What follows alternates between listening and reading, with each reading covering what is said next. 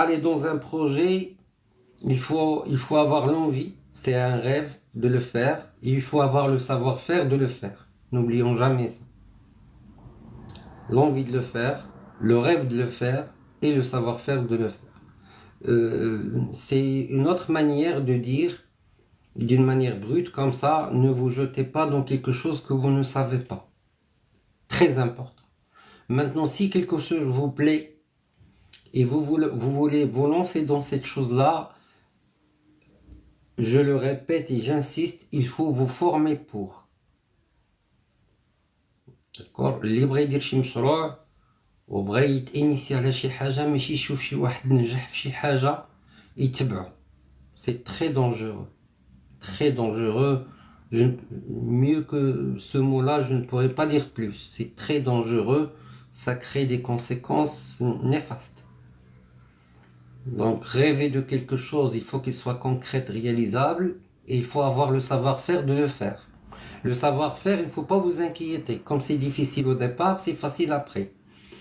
Pour faire un projet, il faut, et vous n'avez pas le savoir-faire, il vous faut une formation très approfondie. Il vous faut une formation très approfondie pour le faire. N'oublions pas ça, d'accord? Et la formation aujourd'hui, comme j'avais dit hier, elle est accessible, elle est extraordinairement accessible, gratuit. Même s'il faut que vous payiez pour une formation, c'est un investissement. N'ayez jamais peur de payer pour vous former. Vous ne savez pas ce qu'il peut vous apporter une formation. D'accord? Je vais donner un exemple. Tu travailles dans une entreprise, tu as envie de créer un projet de boulangerie. Tu ne peux pas le créer sans être un boulanger. Tu travailles dans une entreprise, tu veux créer une petite... Tout est projet dans la vie. Il ne faut pas croire que le projet c'est construire un barrage, un tunnel, un train. Non, non, non. Tout est projet, tout est projet. Un petit magasin, une petite boutique, c'est un projet. D'accord? Un e-commerce à la maison, c'est un projet. C'est un projet. Si tu ne maîtrises pas les techniques de l'e-commerce et du e-marketing, tu réussis pas. Et il y a beaucoup de gens qui s'en sortent. Après, le développement, ça c'est une autre histoire, c'est une autre discussion. Maintenant, on parle de l'idée, on parle du projet à son idée de lancement. Son idée de lancement. Comme j'ai dit hier, ouvrir une pharmacie, c'est pas parce que tu es pharmacien que tu vas aller chercher l'autorisation et démarrer. Une pharmacie, c'est un projet. Le projet de pharmacie, les fonds de roulement pour acheter les médicaments, l'emplacement de la pharmacie, la communication sur la pharmacie avec les concurrences aujourd'hui, le mode de gestion de la pharmacie, beaucoup de choses. Ouvrir un cabinet de médecin, c'est un projet.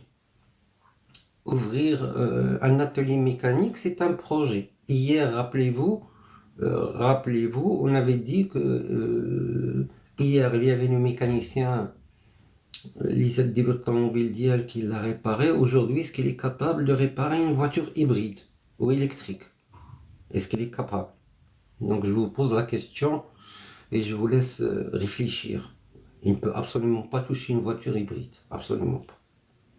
D'accord, le savoir-faire il est breveté tout d'abord et c'est une exclusivité des concessionnaires qui eux aussi, pour introduire sur le marché marocain une voiture hybride, ont fait des plans de formation extraordinaires pour leurs techniciens, pour les convertir à entretenir une voiture d'un client qui est hybride.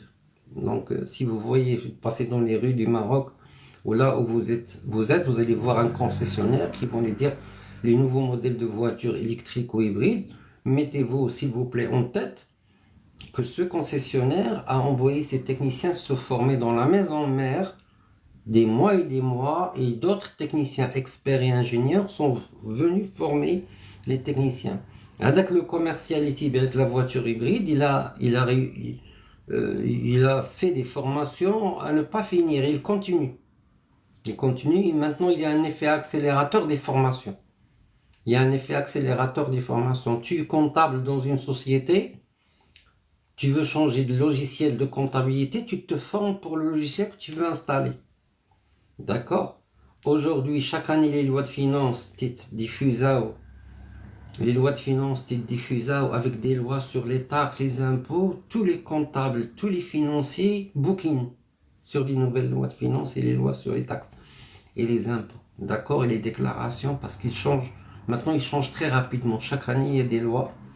Parce que, comme j'ai dit, il y a des effets accélérateurs où les lois changent tous les jours. Et tu dois être à jour. Sinon, tu payes des pénalités. Les gens qui font l'import-export doivent être au courant de tout ce qui se passe au niveau des douanes. Et ils se forment pour. Ok? Moi, j'appartiens à une génération où la déclaration était manuelle, puis il y a la DUM, puis maintenant, tout est rentré online. Tu envoies ta déclaration, tes factures sur un site de la douane et numérisé et se fait contrôler. Et on te donne la main levée ou le bon à délivrer ou pas le bon à délivrer, le bon de sortie de ta marchandise après ta liquidation sur l'ordinateur. Tu n'es pas obligé de descendre pour déposer la déclaration, sauf s'ils veulent faire la visite. Là, ils vont t'informer pour descendre faire la visite, contrôle physique de la marchandise. Ça, c'est autre chose, c'est un autre métier. On aura le temps d'en parler si Dieu le veut. Ok? Donc ça, c'est une initiation à ce que c'est qu'un projet.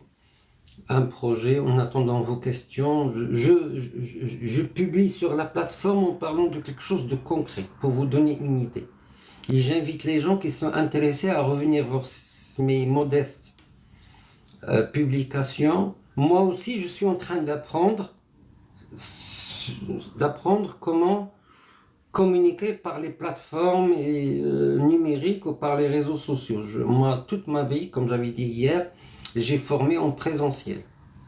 Jusqu'à ce que le Covid arrive et on a commencé à former en virtuel par des plateformes. Je crois que vous en connaissez une, c'est pas de la pub, c'est Zoom. On forme les gens depuis Covid. Maintenant, ça, c'est devenu une habitude. Avant, tu prenais le billet d'avion, tu pars dans le territoire, tu pars dans l'université, tu formes.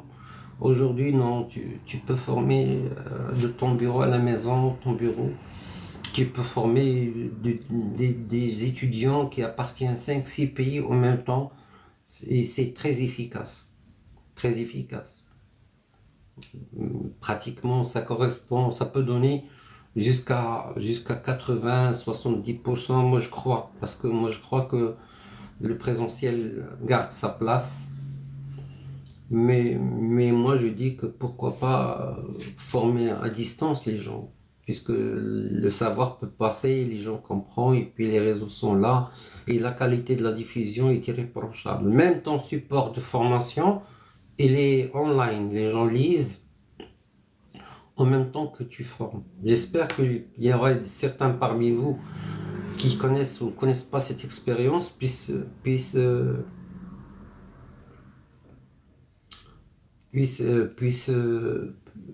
en bénéficier pour savoir de quoi je parle. Mais je crois que qu'Allah, vous le savez tous, parce que vous maîtrisez. Donc moi aussi, j'apprends sur les plateformes comment améliorer la qualité de la formation, comment avoir la lumière nécessaire, comment avoir une voix qui arrive, comment... Je suis en train de me former et ça me plaît vachement. Ça me plaît vachement, ça me plaît énormément. Je suis très heureux. D'ailleurs, je suis là tous les jours à 20h. Je vous informe que les week-ends, je ne formerai pas la semaine prochaine. On se repose un petit peu. Donc, si moi je diffuse de lundi à vendredi, c'est déjà suffisant. Après, quand on aura le programme de formation, quand on lancera la formation de technique de projet, de la construction et technique de projet, ça va être plus organisé et on se reverra de moins en moins dans les lives jusqu'à ce qu'on termine la première formation et on fait les bilans et puis on relance la publicité pour la deuxième. Je resterai sur cette cadence-là. Alors, pour ne pas trop vous charger ce soir, je vais continuer à expliquer le projet,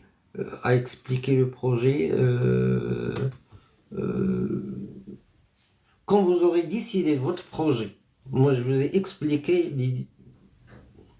qu'est-ce que ça peut être votre projet. C'est à vous d'initier ce que vous voulez faire par rapport à votre situation actuelle et future. Par rapport à votre situation, c'est très important cette phrase. je vous recommande de vous en rappeler par rapport à votre situation actuelle et future. Je vous recommande, si vous êtes tous jeunes, même celles et ceux qui ne sont pas jeunes, d'être visionnaires, d'être visionnaire, de dire que d'ici 5 ans je dois être à ce niveau-là, d'ici 10 ans, pas tout est par la grâce de Dieu. On parle d'une planification professionnelle. D'ici 15 ans je dois avoir atteint c'est très important, très important, très important. Il faut pas laisser couler le temps comme ça, d'accord? Le temps c'est de l'argent. Le temps, c'est très important. Sans stress, hein, sans stress. Ne stressez pas. Chacun, غادي يوصل داكشي اللي بغا الله يوصلو indiscutable. يوصلو. Ou avec l'envie, ou avec la volonté de pouvoir y arriver, là, vous y arriverez. Moi, je ne crois pas. Vous allez passer des moments difficiles, vous allez passer comme n'importe quel être humain. La vie, c'est ça. La vie c'est un challenge. الحياة كفاح. داك اللي تيقولوا اللي قال لك الدنيا سهلة. Bon, pour ne pas continuer, c'est un petit peu d'accord. Moi, vous devinez. الحياة n'a jamais été facile pour personne. Mais il est facile pour les gens qui la maîtrisent. Les gens les gens qui ont leur plan pour atteindre suivant leur capacité, suivant leur niveau, qui notent. Moi, je vous montre quelque chose, j'ai toujours un petit bloc-notes. Voilà, je note tout. Et les قديت عليها تنديرها واللي ما قديتش عليها j'attends. Et si je vois que c'est impossible d'atteindre, j'oublie. Si je vois s'il y a une lueur d'espoir où je pourrais arriver, je suis humble, hein, je ne vante pas avoir réalisé quelque chose d'immense, sauf avoir formé des jeunes qui sont aujourd'hui utiles pour eux-mêmes et pour leur pays. Ça c'est un oui, exactement. Alors, lorsque je pense à un projet, lorsque je décide pour un projet, je dois le cadrer. Il faut cadrer le projet. Apprenez à noter, apprenez à synthétiser, apprenez à écrire tout ce qui vous vient dans la tête et après vous organisez. Vous revenez sur ce que vous écrivez. Je parle, s'il vous plaît, de quelque chose de professionnel. Je ne parle pas de quelque chose de sentimental ou de personnel ou de psychologique. Je parle du travail, d'accord? Pour ne pas créer de confusion. Alors, qu'est-ce que j'étais en train de dire? Il faut cadrer le projet, il faut l'écrire, le projet. L'écrire, le réécrire, l'écrire et le réécrire. Toi, tu écris, tu te renseignes, tu bookings, tu vois ce qui se passe, tu vois sur le terrain, le temps qu'il faut. Donc, l'écrire, le cadrer avec détail, avec un maximum de détails. Je donne un exemple. Vous voulez travailler dans les ordinateurs, vendre les ordinateurs, ou vendre un programme. Donc, je cite qu'est-ce que c'est que cet ordinateur, qu'est-ce que c'est que ce programme, qu'est-ce qu'il fait, ses atouts, ses inconvénients. Et vous mentionnez la limite de votre intervention par rapport à ce projet, par rapport à ce produit qui est le programme ou l'ordinateur. Moi, je vais travailler cette phase-là, à ce niveau-là, parce que juste après, la première question qui vous sera posée, c'est votre population cible, c'est votre marché. Est-ce que vous êtes capable d'y percer? Dès que ça, il y aurait le gros module de l'étude de marché. Mais vous cadrez le projet. Et il n'y a aucune honte à ce que vous écrivez, moi je vais travailler micro-entreprise. Moi je vais vendre les ordinateurs à des particuliers. Je ne vais pas les vendre à des entreprises. Parce que j'ai pas les moyens d'installer 40, d'acheter 40 ou 50 ordinateurs pour une entreprise et attendre à ce que je me fasse payer 90 jours. Je vais vendre au comptant dans une boutique les ordinateurs pour les jeunes étudiants. Pour les amateurs, les utilisateurs, comme on appelle là, les utilisateurs de l'ordinateur comme moi. Moi, je suis un bon utilisateur. Je ne suis pas un programmeur. Donc, chaque fois que j'ai besoin d'un ordinateur, je pars dans un magasin pour prendre un deuxième main. Une deuxième main parce que moi, finalement, j'ai pas besoin d'un très gros ordinateur pour travailler. Votre projet serait de vendre des ordinateurs à cette catégorie de population. Et ça marche à merveille. Vous n'avez qu'à voir les publicités et tout. Mais je ne vous demande pas de vendre des ordinateurs. Il va falloir que vous trouviez ce que vous voulez vous vendre et ce que vous savez vendre. Mais vous ne pouvez pas vendre un ordinateur sans connaître le métier de la vente des ordinateurs et la technicité par rapport à cet ordinateur. Parce que la personne peut l'acheter et te le retourner parce qu'il est en panne. Il va falloir que tu lui répares l'ordinateur ou tu saches ce qu'il a comme souci. D'accord? Donc si tu ne sais pas manipuler et réparer l'ordinateur, tu ne peux absolument pas vendre les ordinateurs, même si ces ordinateurs sont neufs, parce qu'il y a une garantie. D'accord?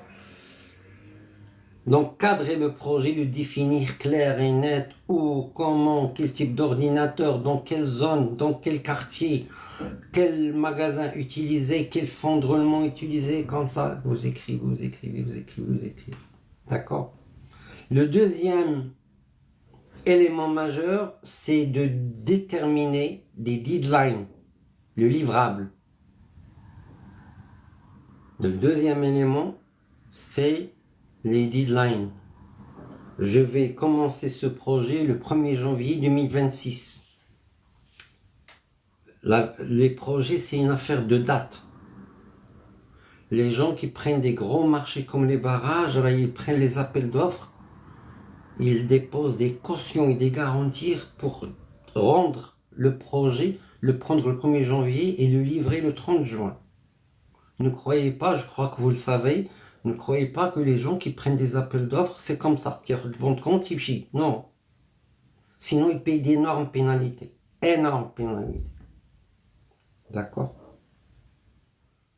Et c'est des cahiers de charges, c'est des contrats assez balèzes. Je crois qu'on aura une partie dans la formation concernant les contrats.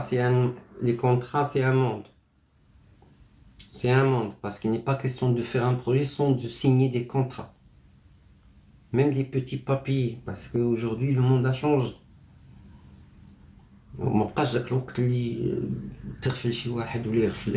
C'est très rare, sauf si vraiment la personne est de mauvaise foi, c'est autre chose.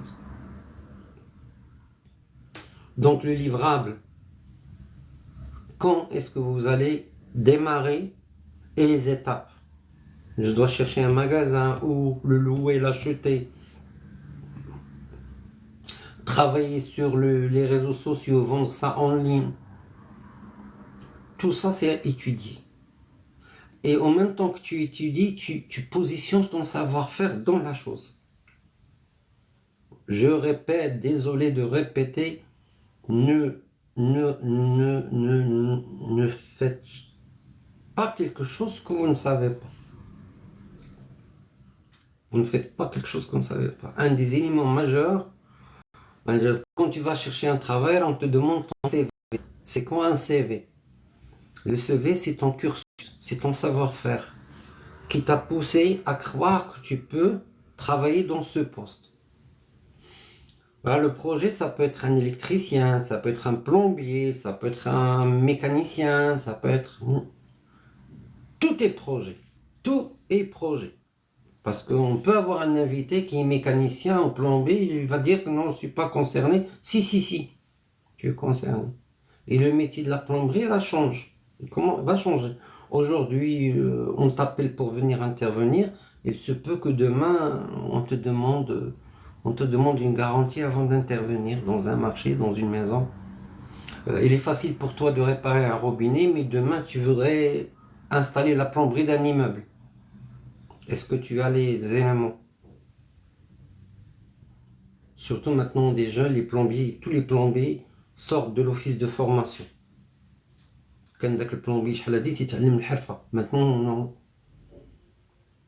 Non, c'est des gens qui gagnent très très bien, machallah, leur vie. Donc, n'ont rien à se reprocher. Un électricien aujourd'hui, quand il vient te réparer l'électricité à la maison, tu lui poses la question, il te dit non, je suis diplômé de tant d'électricité. D'accord? Avant, ça s'apprenait. Donc, tu te formes sur l'électricité, et, et tu passes des stages d'apprenti, et tu apprends, et tu deviens maître de toi-même, et tu vas, après 10 ans de métier, commencer à apprendre aux gens le métier. C'est les effets d'entraînement. D'accord? Donc le livrable, quand ça démarre et quand ça va être opérationnel. C'est très important. Le troisième élément, c'est les ressources, les moyens. Tu as les moyens. Tu as les moyens. Tu démarres, tu n'as pas les moyens, tu démarres pas. Tu touches à rien. Parce que quand tu démarres et que tu n'as pas les moyens, tu fermes le projet. D'accord? Tu le tues à sa naissance. D'accord? Tu ne peux pas installer un business et dire... Tu ne peux pas installer un business et dire à ton client, quand il vient commander, moi je te donne cet ordinateur, demain tu reviens chercher le logiciel, c'est demain qu'il va être prêt. C'est impossible. Il ne reviendra jamais chez toi. Parce qu'il y a un concurrent à côté qui va vendre l'ordinateur et installer le logiciel. Il va faire un full service. Si toi tu ne donnes pas un full service, ton client que tu as démarché pour venir acheter chez toi, il va passer chez l'autre. Parce qu'aujourd'hui, tout le monde est devenu conscient. La première fois où tu lui as rendu un mauvais service, il ne reviendra jamais chez toi. Et avec la compétition actuelle, perdre un client, c'est très coûteux. Alors tu peux ouvrir un magasin et patienter 1 an avant que le premier client rentre. Il faut quand il rentre, il faut qu'il ait une très bonne impression.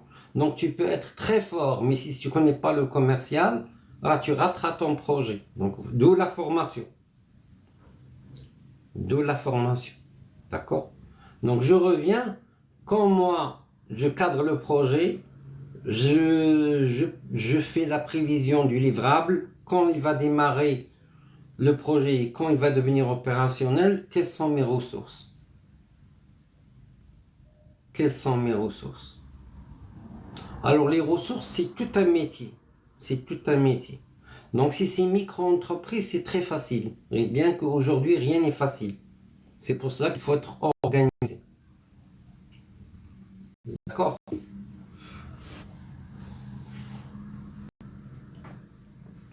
C'est pour cela qu'il faut être très organisé. Alors, rien n'est facile. Ne croyez pas les enfants que c'est facile. Rien n'est facile.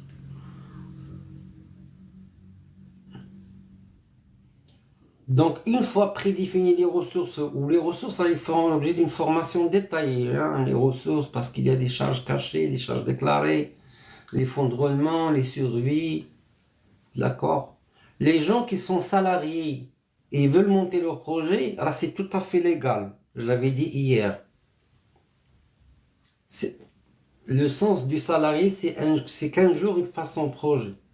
Mais s'il vous plaît, hier, je vous avais dit, je ne sais pas si vous êtes les mêmes personnes qui ont assisté hier, j'avais dit hier que les gens qui sont salariés, qui ont des charges et qui n'ont pas de moyens, même s'ils ont les moyens, les gens qui ont des charges, voilà, il ne faut pas qu'ils abandonnent leur job pour quelque chose qui n'a pas encore été réalisé. D'accord? Et vous connaissez vous connaissez un petit peu la déontologie ou le respect de l'endroit où vous travaillez. N'allez pas voler le produit, l'idée du type avec qui vous travaillez. Vous n'allez pas lui prendre des clients pour lui donner des choses. Vous connaissez ces histoires. Nous sommes dans un réseau public, je ne voudrais pas détailler. Vous comprenez ce qui est bon et ce qui est mauvais. C'est à vous de voir comment vous allez gérer votre vie. Je ne rentre pas dans ces considérations, mais pour les gens qui travaillent, qui ont des choses à charge, qui n'est pas s'aventurer à monter un projet sans qu'ils soient sûrs qu'il va leur rapporter un minimum.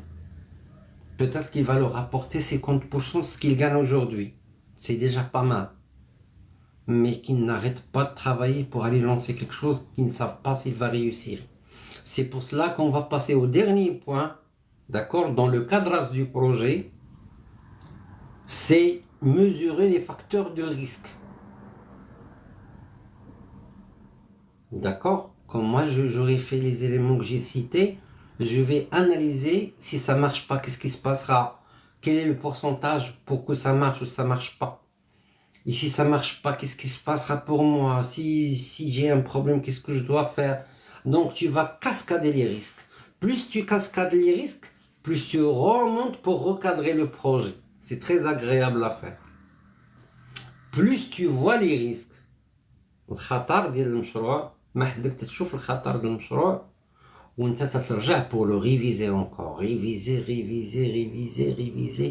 le cadrer, le cadrer, le rendre beaucoup plus précis, le rendre beaucoup plus méticuleux, revoir les prix, savoir calculer combien ça va me coûter la chose pour que je puisse la vendre avec une marge. Alors pour rentrer dans un marché, alors, il va falloir faire une politique de prix. الماشي غتدخل بدا تبيع غالي كنا سابقين في السوق وعندهم العرفة. Les gens sont plus vieux que vous dans le métier, ils ont le savoir-faire. Vous mettez-vous en tête qu'ils vont pas laisser jouer comme vous voulez sur le marché. Voilà, les gens qui s'introduisent, ils doivent savoir soit qu'ils vont créer, c'est autre chose, c'est-à-dire qu'il faut l'objet d'une formation beaucoup plus pointue. Alors sachez bien, quand vous vous lancez sur un marché pour vendre un produit, soit vous créez une demande nouvelle si le produit est nouveau sur le marché, soit que vous allez grignoter les clients de quelqu'un d'autre. مي غتدخل غتبيع واحد المنتوج وداك السيد اللي كان غيشري من هذاك الترا كتشري من واحد اخر ديتيه ليه. Donc on vous laissera pas en paix. C'est légitime. C'est légitime. D'accord? كل واحد يدافع على خبزه. Pourvu que ça reste honnête وما تمشيش لمستويات ماشي هما هذوك. Mais sinon, la concurrence خدامه والحرب خدامه. D'accord? Donc si tu viens dans un marché et tu commences à prendre les clients des autres marchands, alors ils vont faire un effort pour te contrecarrer et pour essayer de reprendre leur clientèle ou de tel client ديالك. C'est ça, c'est de تنقولوا حنا تنقولوا واحد الكلمه, c'est une guerre de bon augure, une guerre légitime. Moi je parle des petits projets, je parle pas des gros projets où la guerre est féroce. D'accord? Je voudrais même pas vous initier, c'est lent, c'est assez grand et assez sophistiqué. Alors, moi je crois que si vous vous rappelez ces 4 points, et si vous essayez de les revoir, et si vous m'envoyez vos remarques sur les commentaires, si tout est bon, si ça vous plaît, si ça vous allez suivre, si vous n'allez pas suivre, tout ça, en tout cas ce projet ne peut absolument pas réussir si je ne reçois pas vos commentaires et vos interactions. Donc, vous allez aider ce projet, rien qu'avec vos commentaires et vos interactions. C'est très important parce que vous allez l'orienter et c'est ce qui nous permettra au bout de 1 mois, 2 mois, 3 mois à constituer une communauté de gens de différentes catégories. Une communauté de gens de différentes catégories, d'accord, qui vont interagir. C'est très important. Alors, il se peut qu'un jour, un projet sur la table et tous tes collègues vont en discuter avec toi. Et même, vous pouvez trouver votre portefeuille avec cette communauté. D'accord? Moi, je vais vous raconter une anecdote pour vous rassurer. Quand j'ai monté mon projet en 2012, d'accord, l'idée a été pensée, le cadrage a été pensé en 2009 et le lancement a été lancé en 2012. Je vous expliquais ce que je fais parce que ce que je fais est un petit peu bien, d'accord, et ça prend après 10 années de labour et ça continue, mais ça prend, il faut dire la vérité. Alors, mon premier bon de commande est venu de la part d'un ami qui m'a expliqué. Alors, pour vous parler de la blague, un ami intime à moi, il m'a dit « Qu'est-ce que tu comptes faire ?» Je lui ai expliqué et il m'a dit la fameuse phrase que je n'oublierai jamais. Et je lui ai rendu l'ascenseur. On se rend l'ascenseur. Hein. Aujourd'hui, il te passe une commande, demain tu vas acheter chez lui. S'il se trouve dans une situation, tu dois acheter chez lui. Il m'a dit la phrase. Il m'a dit cette phrase magnifique que je n'oublierai jamais. Il m'a dit moi je veux pas savoir ce que tu vends, d'accord? Mais envoie-moi à la maison, envoie-moi à la maison 10 000 dirhams de ce que tu vends. Et c'était mon premier bon de commande. Jusqu'à ce que je lui dise que je ne peux pas te livrer à la maison les 10 000 dirhams que tu veux. D'accord? Alors, il m'a dit, ne me livre pas jusqu'à ce que tu aies un produit qui peut être livré à la maison, il livre-le-moi. D'accord? C'était mon premier bon de commande. Donc, c'est pour cela que cette communauté peut vachement vous aider. Vous aider. D'accord? Vous pouvez même créer des interformations entre vous. Si quelqu'un a un savoir, il monte sur la plateforme, il forme. Ça dépend de lui s'il veut le faire gratis ou paiement. On dit que ça, c'est un choix. Et s'il veut le faire payant, là, il est libre. Il est libre. On ne va pas obliger les gens à former gratuitement. D'accord? Moi, je ne vous dirai pas pourquoi je forme gratuitement. J'en ai pas besoin, en fait. D'accord? De contrepartie. Et puis, si je lance une grande plateforme, là, il va rapporter par elle-même. D'accord? Sans avoir à faire payer les gens. On verra bien. D'accord? On verra bien ce qui se passera dans l'avenir. Les amis, je vous souhaite une très bonne soirée, je vous souhaite un bon week-end. Demain, je ne formerai pas, c'est dimanche. À partir de lundi prochain, je formerai de lundi à vendredi, si Dieu me donne la vie, Inch'Allah. Je vous demande de vous reposer. Si les gens ne comprennent pas, ils n'ont qu'à revenir pour reprendre les anciennes publications. S'ils ne comprennent toujours pas, ils n'ont qu'à envoyer des questions. Je rappelle pour finir que c'est une plateforme de formation, d'accord, que je compte constituer en tant que projet, mais il est bénévole.